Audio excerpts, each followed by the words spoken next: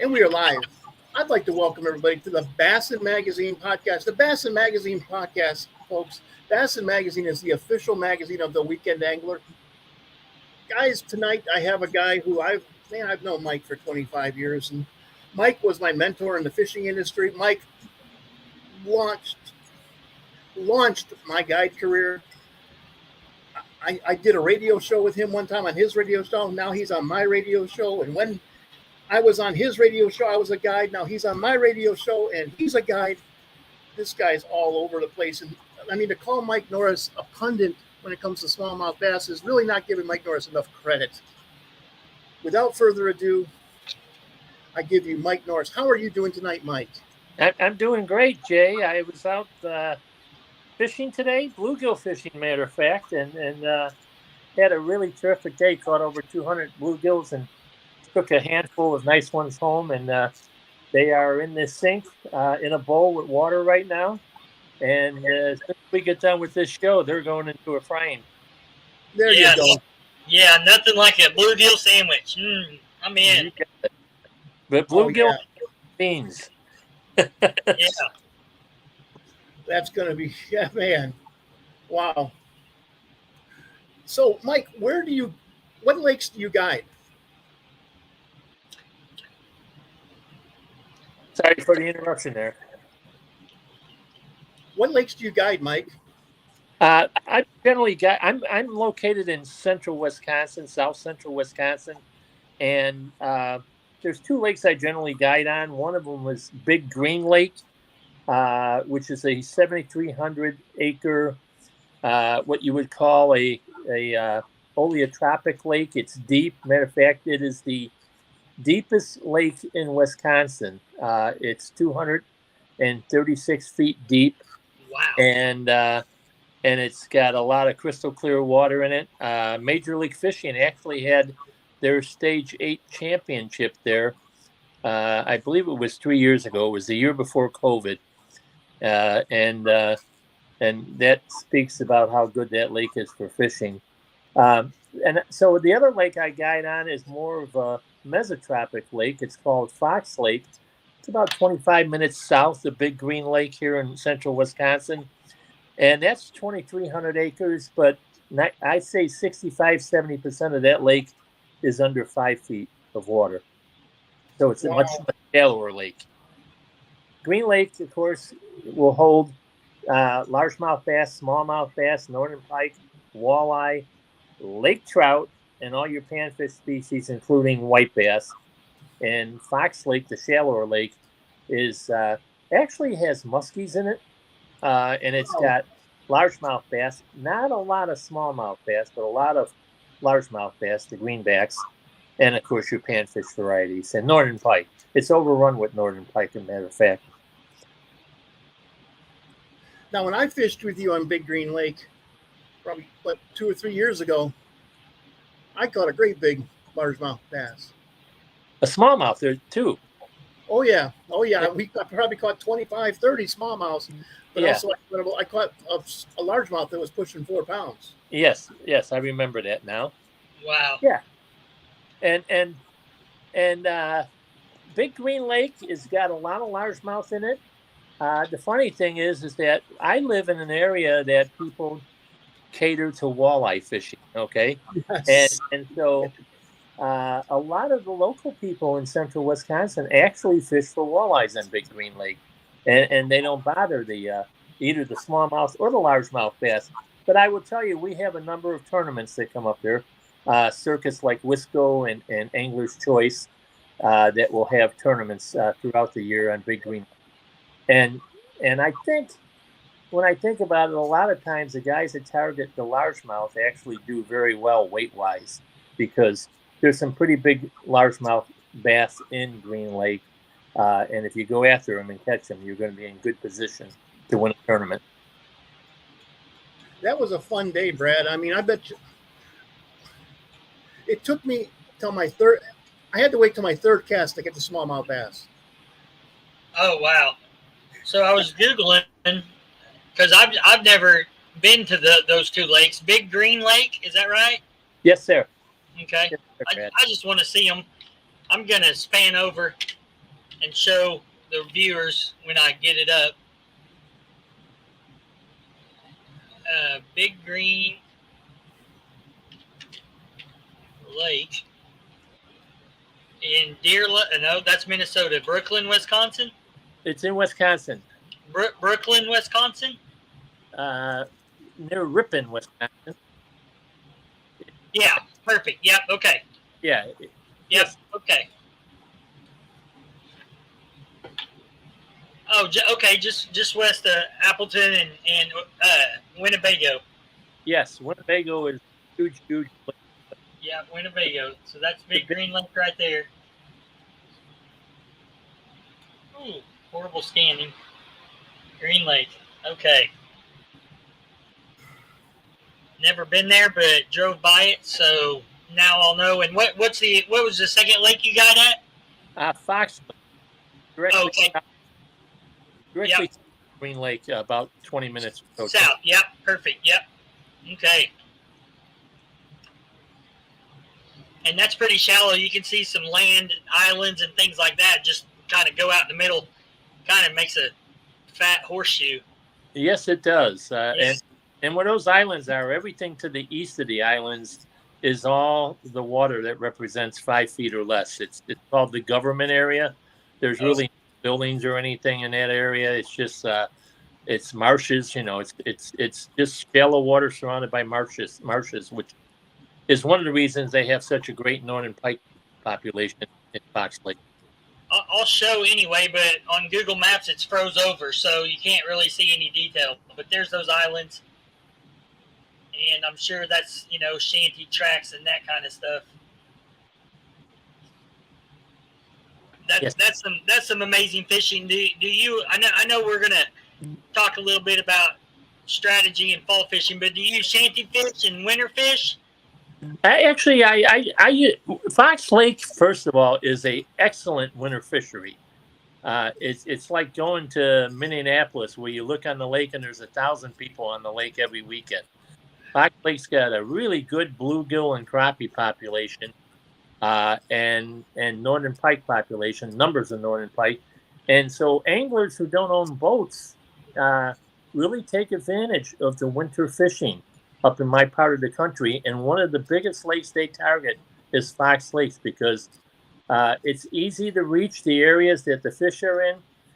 You're generally in shallow water, so you don't have to worry about going through. And if you do, I always say you just stand up, So Right. Yeah, it's really good, and it's fun to watch guys get out on Fox Lake and set their tip-ups out, and they're chasing flags all day for northern pike. But when I ice fish, I go there for the bluegills and the crappies. Yeah. So, Mike, how are you catching smallmouth bass on Big Green Lake right now? Well, right now we're still on an artificial bite. The fish, the water temperature. It's interesting. This year, here in Wisconsin, we haven't had the really hot days that we normally expect for August, and our water temperature in late July and August can get up around 80 degrees. But this year, and today, for an example, the water temperature is 73 degrees. So it's down 7 degrees, which is good. The water is very clear, and the fish population, they're doing well. But smallmouth bass, in particular, this time of the year, what they do is earlier in the year, they feed on crayfish and rock piles. And a lot of the rock piles that we're talking about in Big Green Lake are 8 to 12 feet deep, and they gorge on crayfish, and then they eat all those crayfish up, and then they start moving out to deeper water. There's a couple reasons. Boat traffic increases, the water temperature increases, and the food source in the shallow water, they've depleted. So they start moving towards what they do in a lot of lakes. They start moving more towards deeper weeds where there's a lot of oxygen, and you got younger bluegills, you got younger perch, and you've got what the smallmouth do a lot of times is they will follow bait fish, and they will suspend out over the lake. And this makes it a very difficult period for some people to fish because they're used to fishing shallow water, and when they get out beyond 12 feet, a world that becomes very difficult for them. But it really isn't, because we follow the same rules. Fish love edge. In this talking weed. So most weed edges are 13 feet, which for a clear lake, there are some areas where there's weed edges at 22 feet. But you get down to the weed edge, from the weed edge down to the thermocline, which is the division between the cold water and the warm water. And the thermocline is usually around 35 feet in Green Lake midsummer. So you can locate fish between 17 and 30 feet.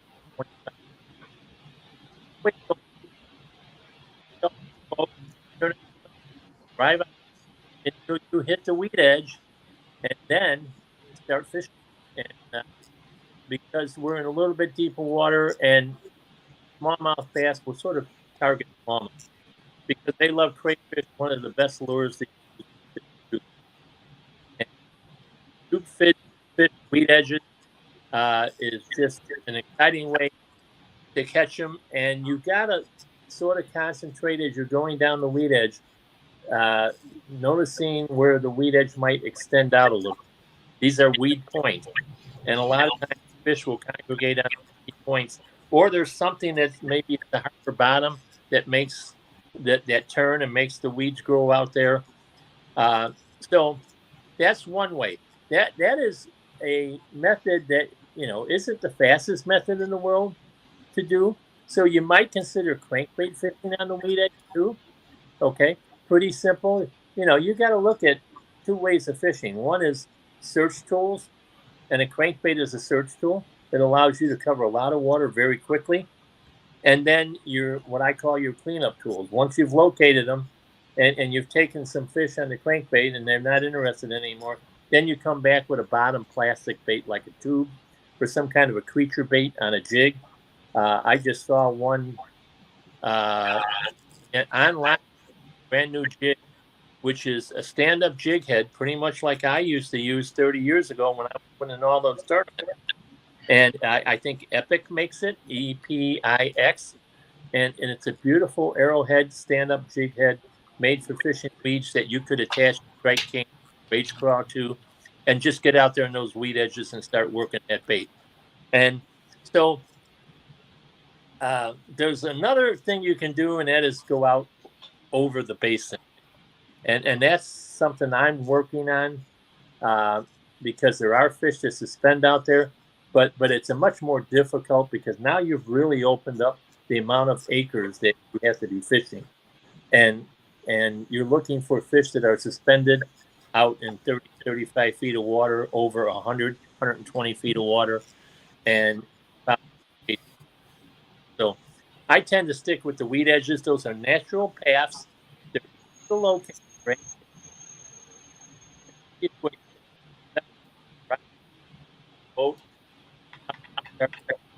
Weed edges. There's another search tool this time of year that I really like to use. While to really get excited about roller, whatever you call it. What I like is that you cover a lot of water with it, but more particularly, it's a big fish.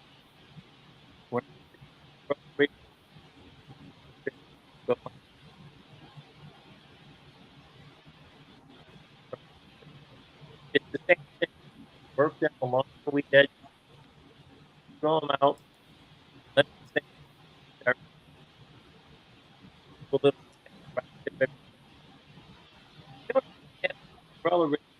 For the folks listening, that's that device that has 5 wires on it, and you can put a lure connected to the end of each wire. Okay, so basically you're throwing a artificial lure that has 5 swim baits on it, and I like to use the Kitech swim baits.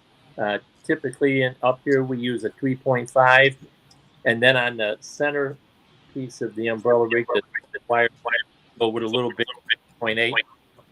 Dip the tails in chartreuse, make it look a little different, and throw those out there. So it's a great way to cover water, and it's a great way if you're looking to catch maybe the biggest fish you've ever caught. And this is a really good time. The months of August and September are really good times to be out on the weed line and working these kind of techniques. So, Mike, you said in about maybe 3 weeks to a month, fall's going to start. How will you adjust your fishing once the water starts to cool? Yeah, it's a very interesting process, and I've for years have been a guy who's fascinated by fishing in the fall and watching how things change during the fall with fishing. I started doing that with largemouth bass back in the late 70s, and I continue to do that. And there's a lot of similarities between what the smallmouth do and the largemouth do. But I really started targeting largemouth in the fall on Big Green Lake. And when water temperature starts to cool off and it gets into the upper, or I should say lower 60s, you've got like a transition period, and it becomes a period to me that fishing can get really tough. And what's happening is thermocline is dispersing. You're starting to get some weed growth that's starting to die off. You've got fish that are starting to roam now, and so it seems like your bass have scattered. They're not in groups on specific spots anymore. So that's a really good time when you start throwing baits that are chase baits like the umbrella rig. As you move into October, you start seeing water temperatures that will now go down into the upper 50s to the mid 50s during the month of October. And you'll also see weed growth that's dying off pretty big time. So you'll see the fish move outside of the weed, start relocating on hard bottom areas. So I look for main lake points. I look for main lake points that have drop-off with rock for 13, 14 years. So I got picked out over there. Smallmouth will now start moving, start grouping up groups. So that's like scattered fish, schools of fish. When I locate it, real banana. And again, early in October, I'm back out and I'm off the weed line, moving from the weed line out into rock or hard bottom rock cloth, where a point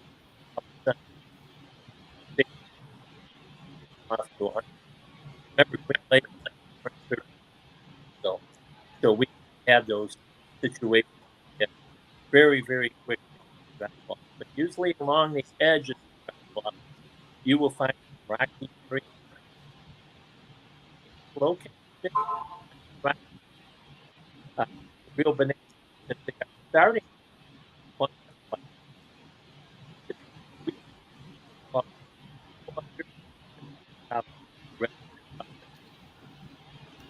and smallmouth bass like gravel too. They like rock, they like boulders, they like gravel, they like zebra mussels because they think zebra mussels are great. I can't tell you the number of spots that I have located that have smallmouth bass on them, and they're not hard bottom in the traditional hard bottom. They're hard because there's shell beds, zebra mussel shell beds there. And the reason I know that is because when I drag a lure to them like a tube, I'm getting these zebra mussels on my line, and I can pull it up, and it's loaded with zebra mussels. But it's also the same areas that I'm catching smallmouth bass in. So it's an interesting transition. You can Carolina rig them. Of course, the biggest smallmouth I've caught on Big Green Lake was caught on a jerkbait. The fall is a great time to work jerkbaits again. There are mornings that smallmouth are still busting water. There's mornings where they're still high in the water column, and then the sun starts to rise over the trees, then they start moving down. So the biggest smallmouth I've caught on was caught on a jerkbait, 23-incher.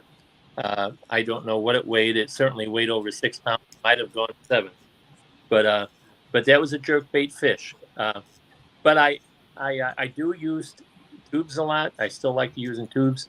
I still like using A-rigs, but I am moving out away from the weeds now towards the rocky drop-offs. And then, fall, we're talking fall period. So your water temperature is dropping.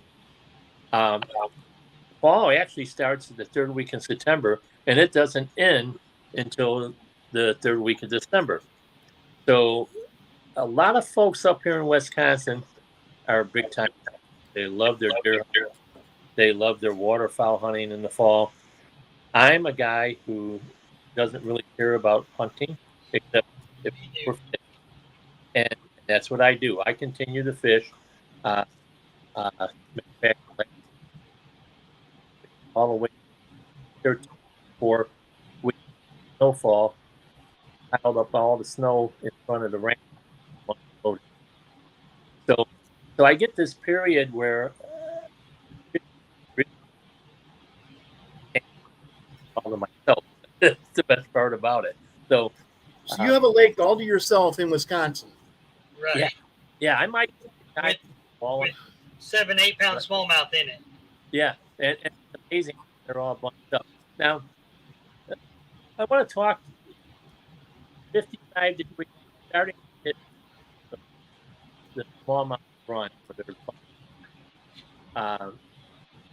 but if water temperature is to drop, they're still there. It's just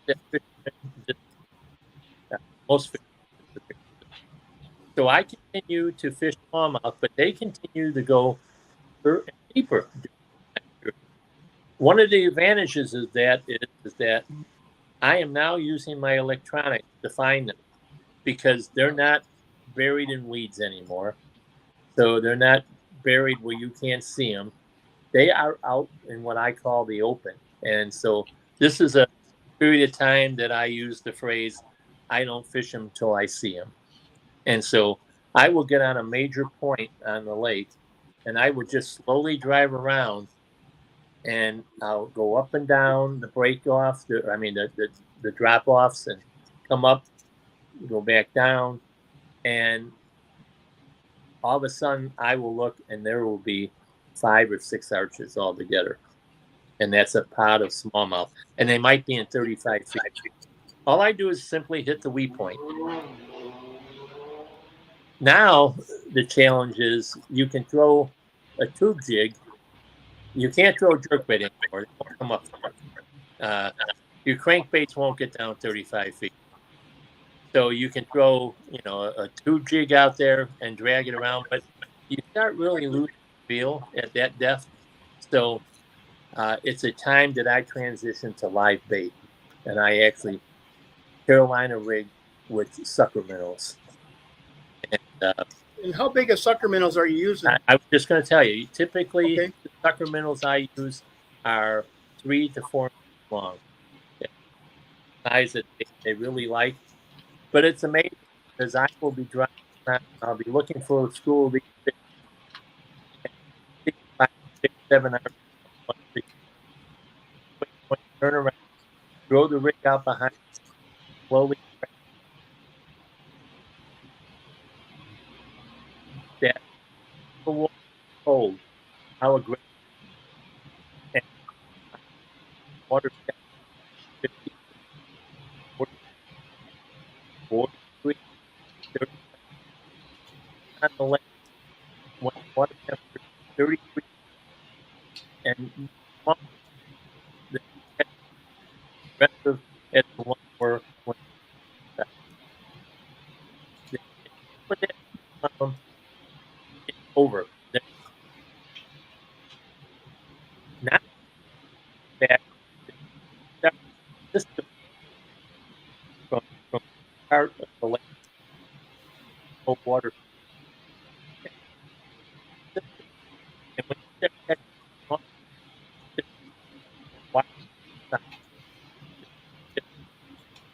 it looks like footballs. Long started.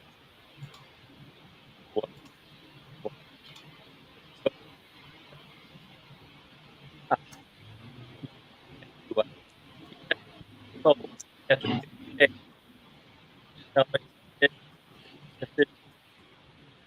number one thing is make sure you let somebody know you're going out, where you're going out of, and when you're expected to be back. Because if you have a problem out there, you don't want to get caught drifting around the lake all night long, or if you fell out of the boat and got back in and you're wet, you know, it could be I agree with that. I think even, you know, whether it's wintertime and you're ice fishing, whether it's summertime, whether you're in a kayak, I mean, if even if it's two people, you know, I always try to text my wife and say, hey, I'm on the water. Hey, I'm off the water. Absolutely. You know? Absolutely, Brad.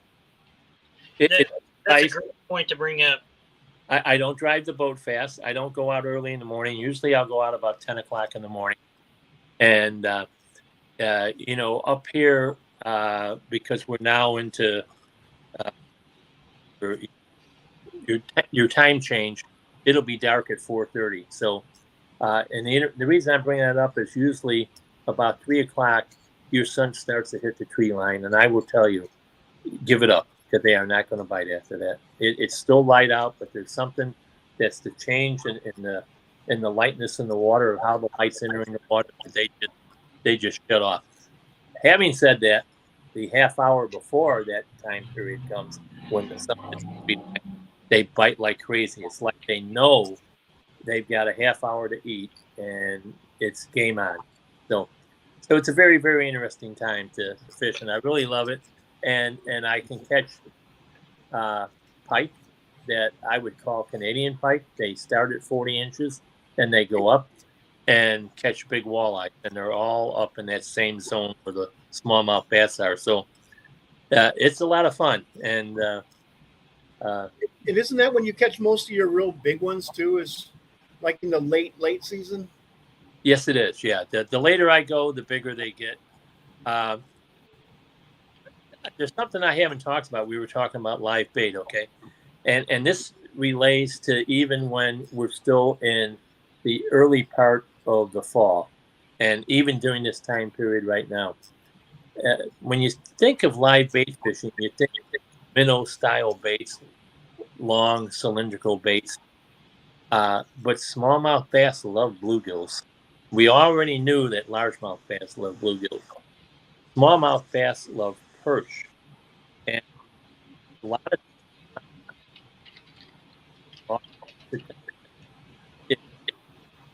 schools of bluegill, not school there, that they eat all the crayfish. So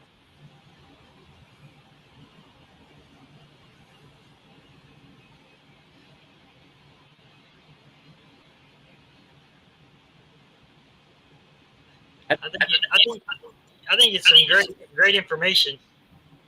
It you know, I can hear stuff where you're telling me stuff and I'm like, okay, I can go try that on my couple smallmouth lakes here. I mean, obviously we're not going to be fishing 100 feet deep, but 35 feet deep, you know, that's pretty reasonable. That's really deep water, especially for me. I'm a shallow water fisherman, so that's super deep to me. But you know, I'd also like to try a drop shot, try a rattle trap, you know, a bladeless crankbait or whatever, lipless crankbait, something like that. So a blade bait or something like that. Yeah, I haven't talked about drop shot. That's a viable. It's a viable method, particularly when I'm fishing along weed line.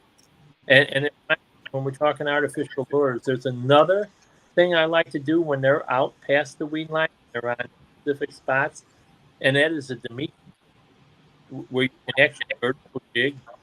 And I use the Demiki jig,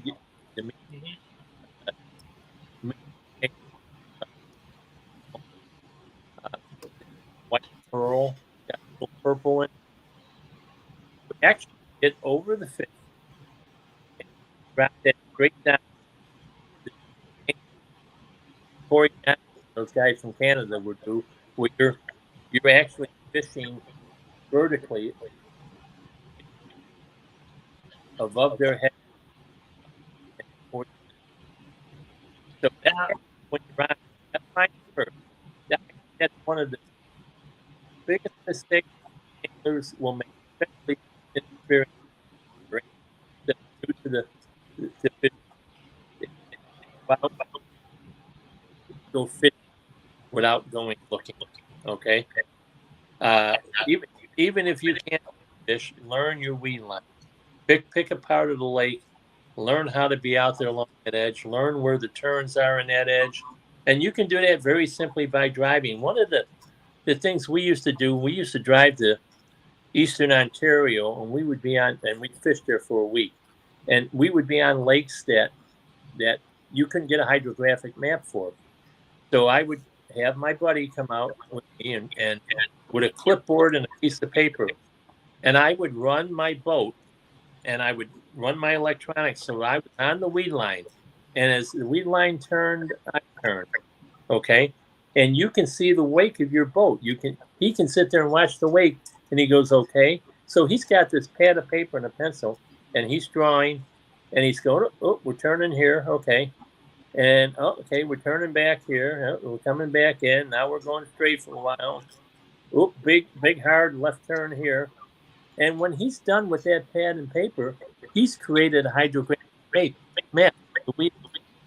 And then you go, well, let me see what I got here. Oh, well, there's a big point right here. Look at that, man. We turned way out, came way back in, and here's an inside turn, and here's another weed point. Now you've broken that lake down, and you've got 3 spots that you immediately need to go to and start fishing, because those are here. Right. And that's boat fishing. That's information if you're in a shanty to go back there. That's kayak fishing. That's if you can reach it from the bank. It's education right there. It is, and it's easy to do. And matter of fact, but I'll. So yeah, so very for stuff like that. Go out, start reading, or go to some spot. Go out, go for the lake. You watch pro surf. That's what they do. On the walleye circuit, who don't even pre-fish the water. All they do is drive around and look for walleye. And several schools, okay, and then the tournament.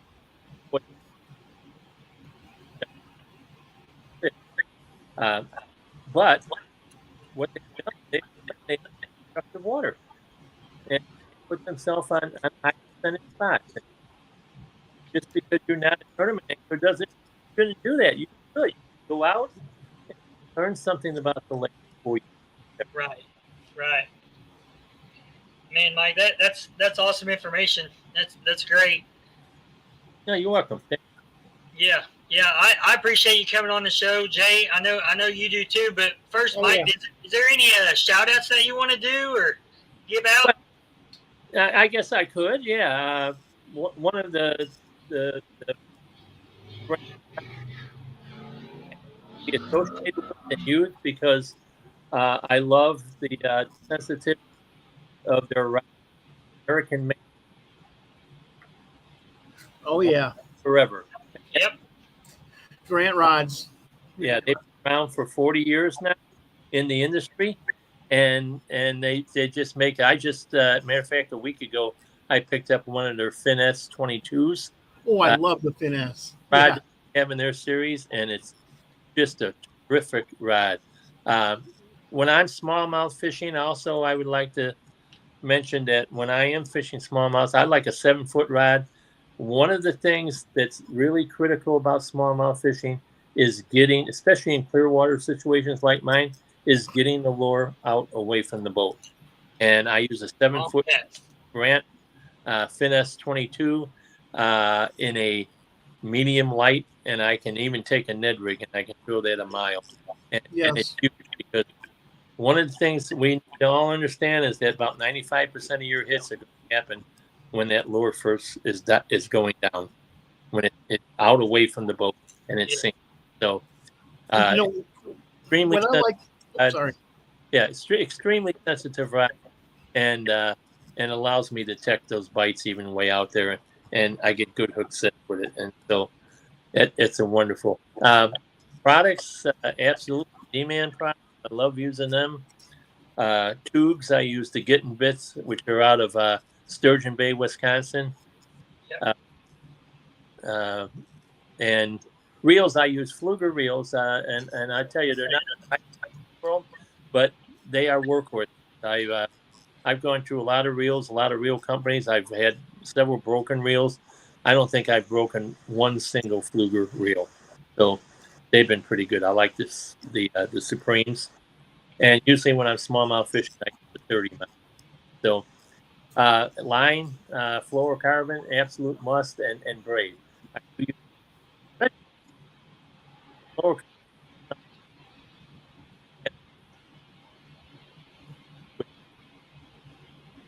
Most of my great Fluger reels are loaded with Copper Pro line or C, right?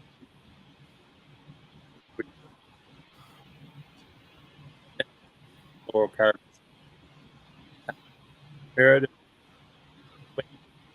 get online, tons of videos, but learn how to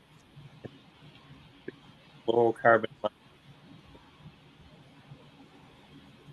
fluorocarbon, braid, and then you can get everywhere you can. You won't spook the smallmouth bass. If you go straight braid in clear water, you just going to spook the smallmouth. So great. So yeah, good stuff. Well, awesome. Thank you so much for coming on, and I appreciate you. Well, it's nice meeting you, Brad. Yeah, you too as well. Yes, thank you, Mike. Yeah, And I'd like to thank everybody. I think whoever talk. Yeah, if you guys have questions or you want to book a trip with Mike in Wisconsin, Mike is at 630-842-8199. And I think he loves talking fishing as much as I do, so give him a call. I appreciate you again. Thank you so much for coming on and being on the Bassin Magazine podcast, official podcast of The Weekend Angler. Jay, thank you so much. And thank you, Mike. Thank everybody for tuning into the Bassin Magazine podcast. Yeah, and thank you for asking. Absolutely. Great. Okay, stick around, Mike. Okay. And with that, guys, we're going to end the podcast. And guys, get out there and go fishing this weekend. Remember, have fun. You only get to do this once.